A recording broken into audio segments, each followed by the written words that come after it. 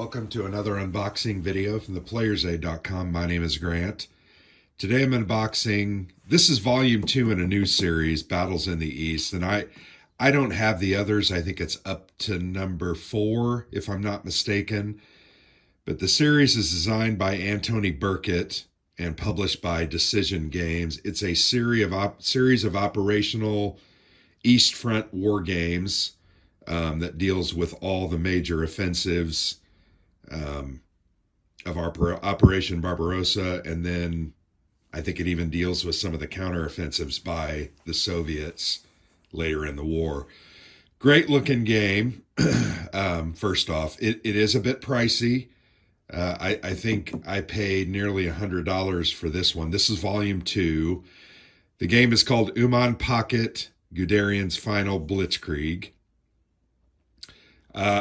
I love the graphic design. I think Decision has really done a good job. So let me show you the spine, because I think it's the best part. You can see it says volume 2, and then it has the very famous Soviet soldier throwing a grenade on the East Front. Volume 1 kind of is on this side, and it picks up his front arm.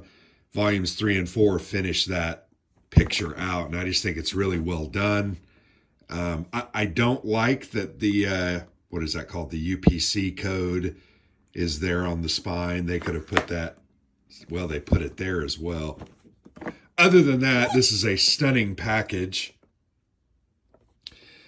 Pretty standard stuff for a war game. You can see some of the counters. There are 2 maps. But this is a big game. It has almost 500 counters. And then the 2 maps. It doesn't, there we go. It's a double-sided 22 by 34 inch game board. So yeah, I've been interested in these for a long time. I've kind of gotten behind on them. I want to get the others. Why is that? Well, because I have a collection bug, and that's just part of it. But let's go ahead and crack the game open. You get a 6-sider in its own little baggie to keep it fresh and sealed.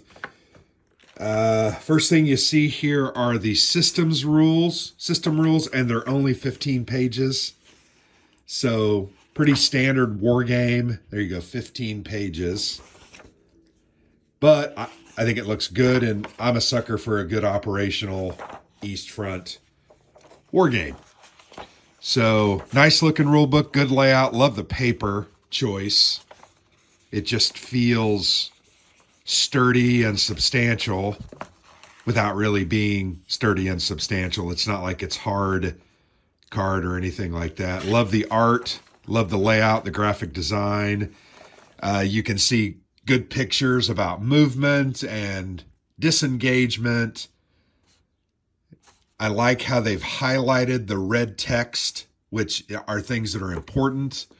Looks like any examples are in blue. So you can see the rule book is dotted with those.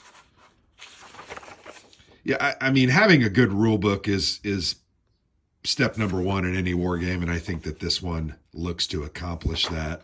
But yeah, 15 pages for the system rules. That's not a whole lot. You got a bag of baggies. I did buy this one from our friends at Noble Knight Games. So check them out. I think they don't have any more of this, but they do have the other volumes. I just need to get around to ordering them. We next see the counters. It's only 2.5 sheets of counters, so this feels like a smaller game.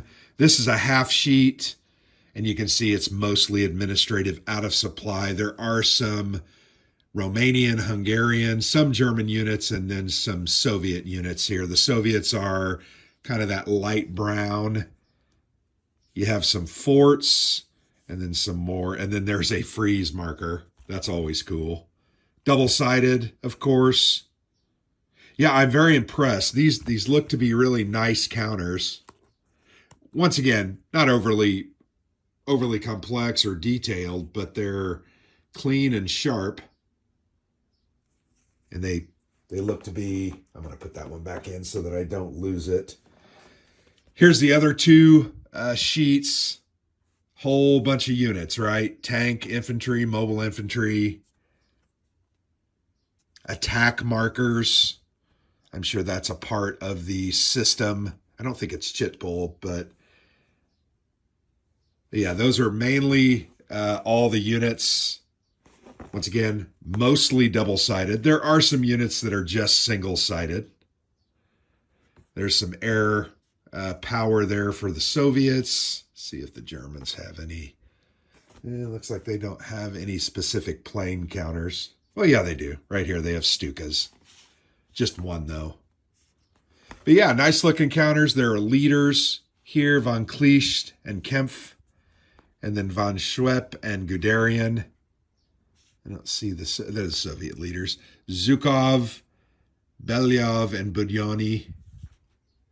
So nice looking, nice work on the graphic design. Going to say that a couple of times, I think. Decision. Then you have a bunch of displays. These are your setup displays, although this one is the turn record track as well. So they're not all setup displays.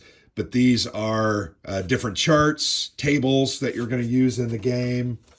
Here you have scenario rules. It says Uman Pocket and then the Guderian's Blitzkrieg. So there are play aids, two play aids for each of the two scenarios.